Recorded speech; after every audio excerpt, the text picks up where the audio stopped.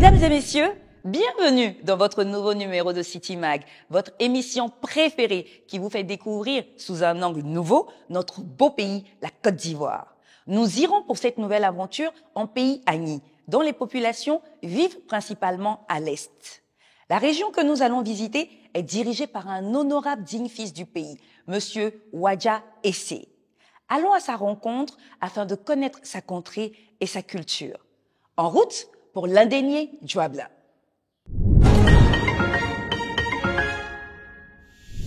Bienvenue dans notre région, l'indénié Djoabla. Nous sommes heureux de vous accueillir et nous vous souhaitons un magnifique tour dans notre localité. Créée en novembre 2011 par décret numéro 2011-263 du 28 septembre 2011 portant organisation du territoire national en district et en région, la région de l'indénié Djoabla est située à l'est de la Côte d'Ivoire. Elle est limitée au nord par la région du Gontougo, au sud par la région du Sud Comoé, à l'ouest par les régions de la Mé, du Moronou et de l'Ifou, et à l'est par la République du Ghana. La région s'étend sur une superficie de 6 917 km², avec une population estimée à 716 443 habitants majoritairement jeunes. La région compte 3 départements, Abengourou, Agni-Bilekro et Bétié, 14 sous-préfectures et 4 communes, 2 royaumes, Indénié et Djoabla, 163 localités et 8 cantons. Bienvenue au palais de la cour royale d'Agni-Bilekro. À la cour royale d'Agni-Bilekro, c'est les mercredis.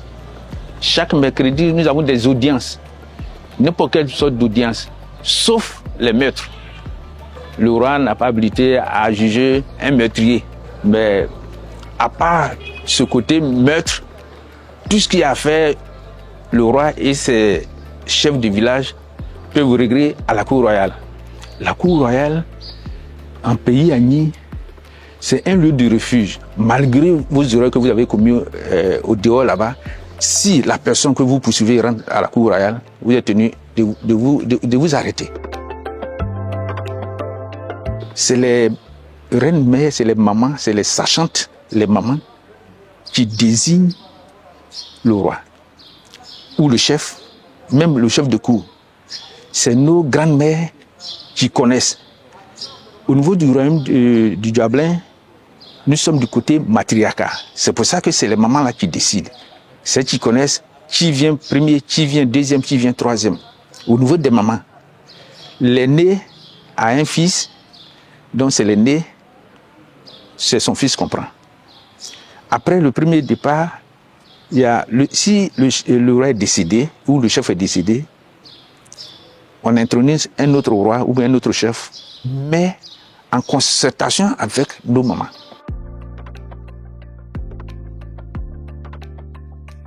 Notre gastronomie est très riche, mais puisqu'on ne peut pas tout citer, d'abord quand vous arrivez chez nous, le premier plat que la femme Agni vous donne, c'est le foufou avec les œufs, qui représente un plat de purification. Et après ça, nous avons notre plat spécial qui s'appelle la siaproua, qui est composé de feuilles. La feuille, c'est ça qui s'appelle la siaproua, mélangée de l'arachide. On peut faire ça avec la viande de brousse, escargot, ainsi de suite. Et nous avons aussi nos plats. Il y a ce que nos anciens préparaient, qu'on appelle aussi mbotrewa. Mbotrewa aussi, c'est à base de farine de maïs. Et nous faisons en pâte et nous préparons avec la sauce mélangée.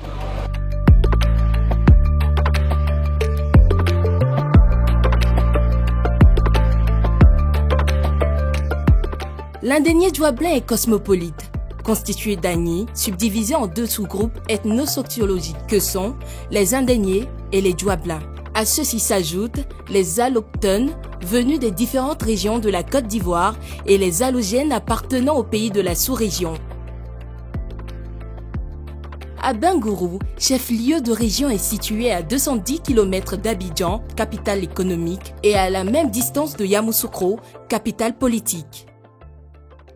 Combien c'est une personne qui est incarnée par les génies. Le rôle même d'une combien c'est de soigner les gens. C'est quand tu es incarné par les génies qu'on vient t'inscrire à l'école. Il y a d'autres, c'est comme les autres écoles, il y a d'autres qui sont très intelligentes. Si elles viennent, au bout de 3 ans seulement, elles connaissent. Si jusqu'à 7 ans que tu ne veux rien, tu es obligé de doubler ta classe. C'est 3 étapes. Parce qu'il y a l'entrée, l'ouverture des bouches et puis la sortie. L'entrée, c'est quand, même jour que tu arrives, c'est comme si on t'inscrit au CP1. Maintenant, après ça, 1 an et demi, on fait l'ouverture des bouches. L'ouverture des bouches pour voir si tu peux consulter quelqu'un, si quelqu'un est malade qui vient te voir, si tu as la possibilité de t'occuper de la personne. C'est ça qui est la 2e étape. 3e étape, c'est quand tu t'en vas chez toi. La région présente une économie diversifiée avec une forte population active et une implantation variée de banques et assurances.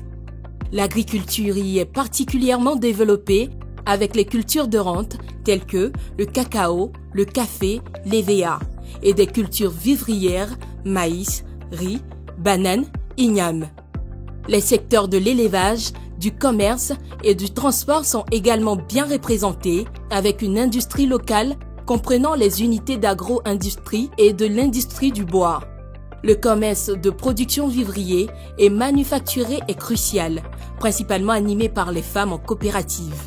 L'élevage, surtout à Agny-Billecro, se démarque avec l'élevage de bovins, ovins, caprins, avicoles, porcins, représentant 77% des activités, et l'élevage non conventionnel, pisciculture, apiculture, cuniculture, représentant 3%. Vous voyez qu'on dit Abengourou. Abengourou, ce n'est pas pure déformation. C'est Mpenkoro. Mpenkoro veut dire je n'aime pas Palab. Donc c'est une région de paix. Alors pour tous ceux qui viennent à Abengourou, quand vous quittez chez vous, que vous arrivez à Abengourou, vous êtes KO. Mais quand vous quittez Abengourou pour repartir, vous êtes OK. Nous avons vu des gens qui sont venus ici, qui n'ont pas connu la paix ailleurs, mais quand ils sont arrivés à Abengourou, ils ont été des hommes épris de paix, parce que là, c'est une ville de paix. Salut aux terres de l'espérance, pays de l'hospitalité. Notre hymne national n'a jamais autant reflété la réalité. Une terre prospère, nous avons vu. De l'hospitalité, nous en avons bénéficié de la part de toute la population, mais particulièrement de la part du président du conseil régional, Monsieur Essé Wadja. Je vous invite à découvrir l'homme et son programme de développement à travers notre rubrique City Meet. Originaire de Béthier, département de la région de l'Indénié-Douablin, il est marié et père de 3 enfants. Après avoir fréquenté l'école primaire de son village, ce sera au lycée classique d'Abidjan qu'il décroche son baccalauréat en série D. Malgré un intérêt pour la médecine, il s'oriente vers les sciences économiques, obtenant une licence en 1978 et une maîtrise en 1979. Par la suite, il atterrit aux États-Unis pour compléter sa formation en finance. De retour en Côte d'Ivoire, il occupe divers postes. D'abord à la Caisse autonome d'amortissement, où il gravit les échelons de 1984 à 1998, occupant les postes de chef de service des études économiques, sous-directeur du financement, puis celui de directeur des opérations. Ce sera de 1998 à 2012 qu'il évoluera au Trésor public comme conseiller financier du directeur général, puis du ministre de l'économie et des finances de 2009 à 2012. Impliqué en politique depuis 1985, l'honorable Essé Wadja est président du conseil régional de l'Indénié-Douablin, membre du conseil politique du RHDP et secrétaire départemental du parti à Béthier. Bonjour honorable Wadja. Bonjour madame. Nous sommes très heureux d'être avec vous dans votre belle région de l'Indénié-Douablin. Akouaba, dans la belle région Indénié-Douablin, je suis heureux de vous accueillir. Et je vous souhaite un magnifique tour dans la région. Merci beaucoup. Par votre biographie, je viens de vous introduire auprès de nos téléspectateurs. Mais comment pouvez-vous vous définir vous-même comme homme? Quelles sont vos valeurs? Je me considère comme un homme qui aime le travail. et qui aiment le travail bien fait. Et c'est pour cela que je suis très exigeant avec moi-même et par conséquent exigeant avec les autres.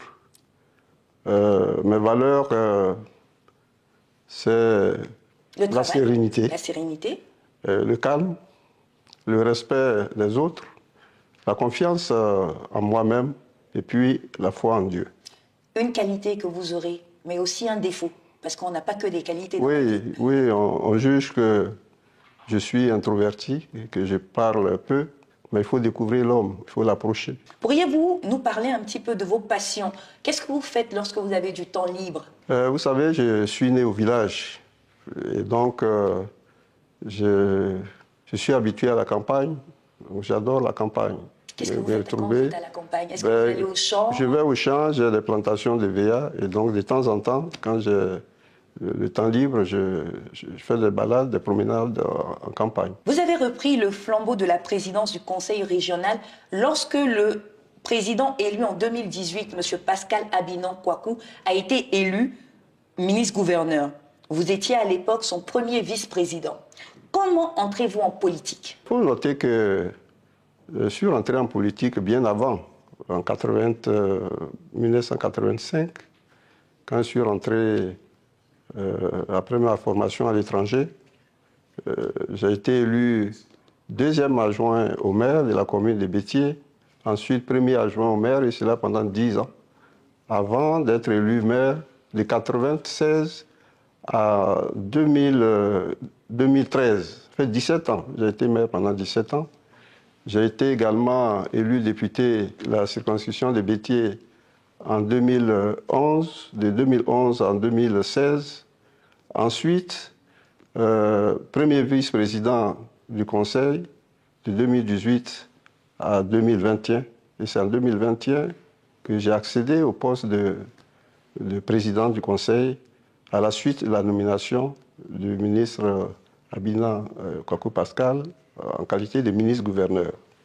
Donc vous voyez que ça ne date pas d'aujourd'hui. Ça fait, si vous comptabilisez, ça fait 39 ans. Un homme politique accompli, dira-t-on. Dira-t-on, oui. La région dispose d'un plan stratégique de développement élaboré depuis 2017 et qui couvre la période de 2018 à 2027. Certains investissements ont été réalisés dans plusieurs secteurs comme la santé, l'éducation ou l'accès aux services de base tels que l'eau et l'électricité. Mais il reste encore beaucoup à réaliser.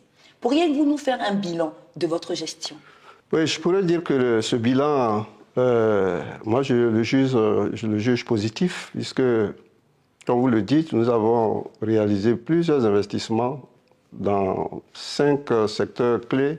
L'éducation. L'éducation où nous avons investi environ 4 milliards 700 millions. Nous avons construit plusieurs collèges de proximité. Le ministre Abinan en a construit 10. Et depuis que je suis là, de 2021 à maintenant, j'ai construit 4 collèges qui vont d'ailleurs, ces collèges vont être ouverts à la rentrée prochaine. Ensuite, vous avez le domaine de la santé, où nous avons investi 1,5 milliard. Vient le secteur l'électrification des villages. La plupart des villages de la région ont grossi, donc il y a des nouveaux quartiers. Donc nous avons fait de l'extension d'électricité dans plusieurs villages et aujourd'hui, disons cette année, nous allons électrifier 10 villages. Et ensuite, le secteur routier, qui est un secteur important. Plusieurs axes de notre région sont dégradés et là aussi, nous avons investi à peu près 250 millions pour réhabiliter ces différentes voies. Pourriez-vous nous donner sur 5 axes majeurs votre programme triennal? Les 5 axes majeurs, c'est le renforcement des infrastructures que je viens de citer. J'ai cité le secteur éducation, santé, électrification, etc. Nous allons continuer d'investir dans ces différents secteurs. Ensuite, nous allons consolider la solidarité dans notre région parce que nous donnons des aides aux populations les plus faibles. Nous avons commencé depuis 2021 et aujourd'hui, c'est près de 300 millions que nous avons distribués aux populations. Nous sommes présents tous les week-ends dans la région. Quand il y a des situations difficiles que les populations traversent, c'est-à-dire des décès, nous apportons notre contribution. Et donc, nous allons renforcer cela. Aussi, nous allons promouvoir l'insertion des jeunes dans le tissu économique. L'autre volet, c'est la promotion et la recherche des financements, parce que notre région a beaucoup de potentialités. L'agriculture, nous avons du cacao, nous avons de l'EVA, nous avons de la NACAD, et notre ambition, c'est de faire en sorte que des investisseurs locaux ou étrangers viennent investir dans la région pour créer des emplois. L'autre volet, c'est la promotion du tourisme et la promotion de la culture Agni. Nous avons des sites importants. Vous voyez, la traversée de la Reine Pokou, c'est dans notre région ici, dans le sud de la région, au niveau des Bétiers. Donc, c'est des sites importants. Il y a l'école de Comia, le musée Agafine Jean-Marie. Jean-Marie, je pense que vous le connaissez, ça a été un grand écrivain connu de tous. Nous avons un musée Agafine Jean-Marie à Bétiers. Je vais vous donner l'opportunité tout à l'heure de mieux vendre votre région, si vous me le permettez. Merci. On a constaté que votre population est majoritairement jeune. Quels sont les conseils de vie que vous pouvez leur donner? Je pourrais demander aux jeunes aujourd'hui d'éviter l'oisiveté, d'éviter les vices que nous connaissons tous. C'est l'alcool et la drogue. Je lance un appel aux jeunes pour se mettre au travail. Monsieur Wadja, oui. CITIMAG est parti à la rencontre de vos populations afin de recenser leurs besoins, mais aussi de recueillir leurs avis et contributions pour un meilleur développement local. Êtes-vous disposé à les écouter? Bien sûr, madame, je suis disposé à les écouter. On est ici, on a voté Wadja, il a fait un bon travail avec nous. Mais ce que nous on veut là, nous on veut, il n'a qu'à construire partant pour nous, nous on va vendre en paix. Ce que nous on veut, c'est ça. Donc ce travail qu'il a fait avec nous là, c'est trop bon. Je veux qu'il soit un peu puissant pour aider notre artisanat là. Parce que l'artisanat, c'est les gens, et il faut pitié parce qu'ils n'ont pas de sources ailleurs pour venir pour les soutiens. Sinon, quand les gens viennent à la tourisme là, c'est nous qui artisanat là qui montent la vie là pour tout. Peut-être qu'il vient avec nous, ou bien il va nous inviter pour écouter aussi notre souffrance. Bon, en tout cas, le travail pour le moment, c'est un peu bon. Bon, à faire les permis qu'ils ont donné à les jeunes là, c'est très bon. Mais nous, on demande, on aura fait une usine comme ça ou une société pour que la jeunesse d'Abengourou puisse travailler quoi. On a à Bangourou ici, vraiment, on souffre. Il n'y a rien à Bangourou ici, il n'y a pas de société. Nos enfants, ils sont là, ils ne travaillent pas. Vraiment, si ils ont fait une société ici, on sera content. Parce que marcher, même si c'est dur, ça ne marche pas. On vient matin pour gagner, manger, même c'est problème. Il n'y a rien ici. S'il n'y a pas de société, ça ne peut pas marcher. Que pensez-vous, Monsieur le Président, des réactions de vos populations? Je pense que c'est des besoins qui sont, des réactions qui sont légitimes. Hein. Ces interventions nous retracent les besoins réels des populations. Et c'est ce que j'ai dit tout à l'heure. Il faut que nous puissions créer des unités de transformation de nos produits de base pour permettre à toute cette population, notamment les jeunes, il faut leur donner de l'emploi. Et donc, je pense que c'est ce que nous allons, ça fait partie des 5 axes dont je viens de vous parler tout à l'heure, c'est-à-dire la recherche de financement, aussi bien locaux qu'étrangers, pour prendre en compte les préoccupations qui viennent d'être évoquées. En tant qu'homme politique, quelles sont vos ambitions à long terme? Mes ambitions sont telles que la région Anini-Duablin doit aller de l'avant en termes de développement, en termes de progrès et en termes de bien-être des populations. Nous avons des besoins réels en termes d'infrastructures routières. La route à Bangourou, Bétier, à Boisseau est une préoccupation pour un certain nombre de gros villages qui vivent sur cet axe. Nous avons également le bitumage de la route à Prompronou-Coconou. Mais toutes ces préoccupations, ces doléances ont fait l'objet d'un livre blanc qui ont été déposés auprès du président de la République. Et nous sommes confiants, nous pensons que ces projets vont être réalisés très bientôt. Et donc, je le répète, mes ambitions, c'est de voir toutes ces réalisations se faire pendant que je suis encore à la tête du Conseil régional de l'Indénié-Gablin. Vous êtes complètement, on va dire, investi pour le développement de votre région.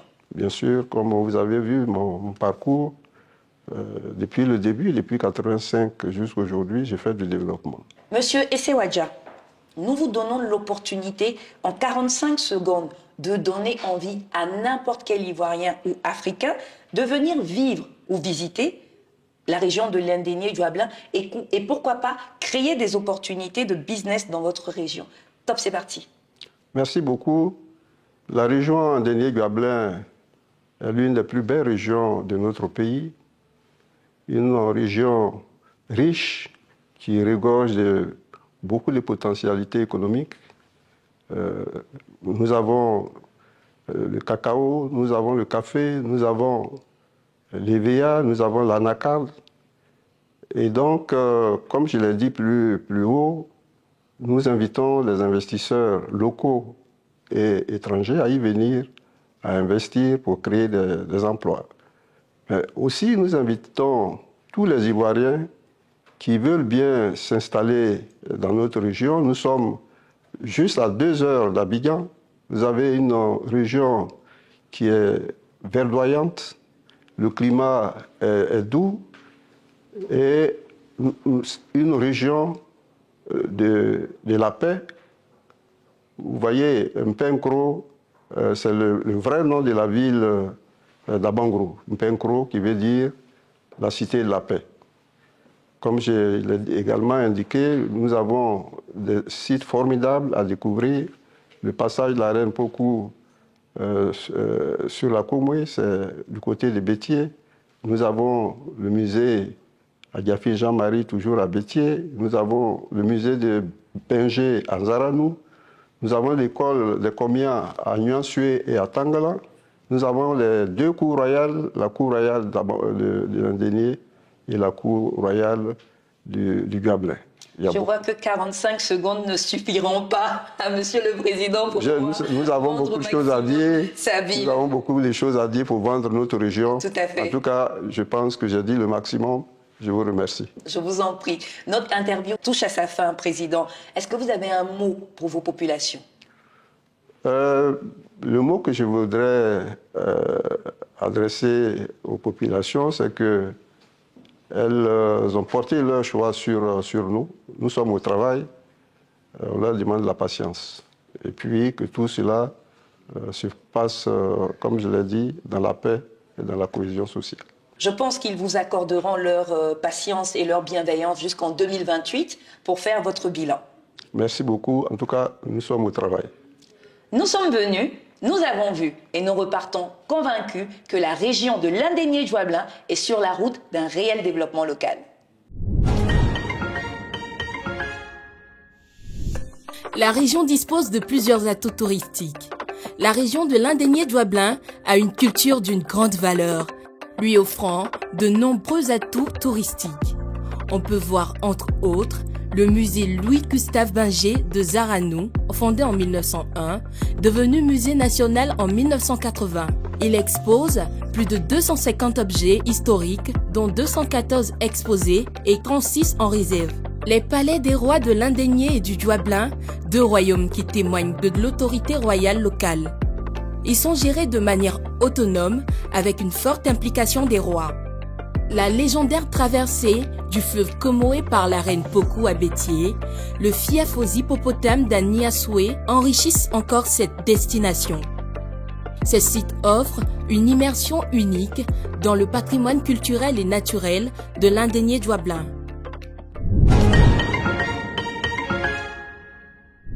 Mo, qui veut dire en Agni merci. Dadamo, à cette magnifique contrée de l'Indénié Diois-Blanc qui nous a reçus et s'est ouverte à nous avec beaucoup de générosité.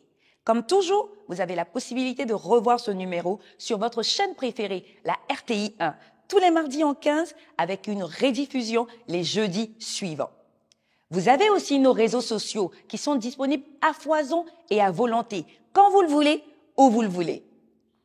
Je vous souhaite une excellente fin de soirée et vous dis à très bientôt.